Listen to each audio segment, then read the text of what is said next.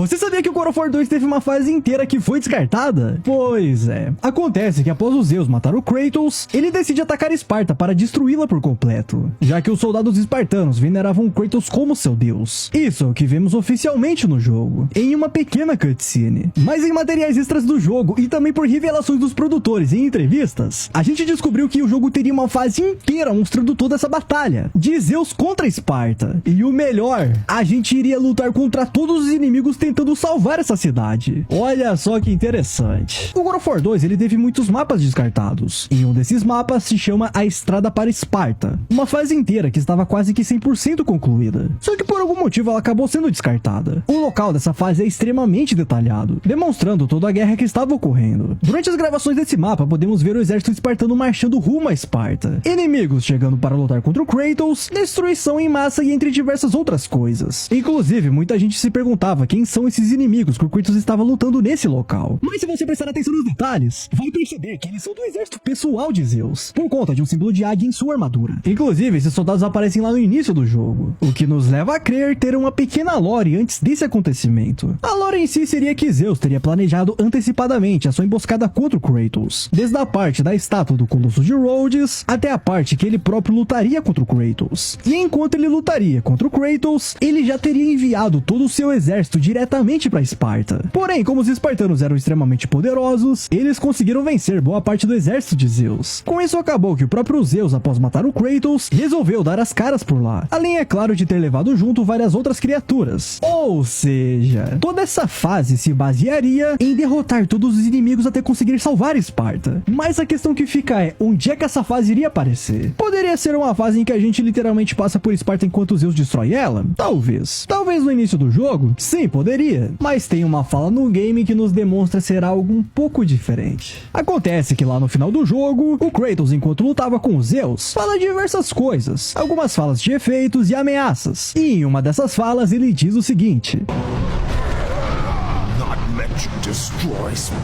o que nos leva a crer que ele usaria o controle do tempo para voltar exatamente no ponto em que começou essa guerra, tentando salvar a Esparta da destruição. Porém, isso é claro sem a presença de Zeus. Afinal, Zeus iria para Esparta logo após matar o Kratos, o que não ocorreu. Ou seja, essa fase inteira que foi descartada iria ter um peso e um contexto muito maior na história, se passando após a luta do Kratos contra os Zeus e antes dele voltar para buscar os titãs. E isso seria exatamente o motivo para explicar aquelas guerras que estavam acontecendo no início de God of War 3, pois temos a presença de muitos soldados espartanos, mostrando que os espartanos iriam de fato lutar contra as criaturas de menor dificuldade, enquanto o Kratos e os titãs iriam lutar diretamente contra os deuses.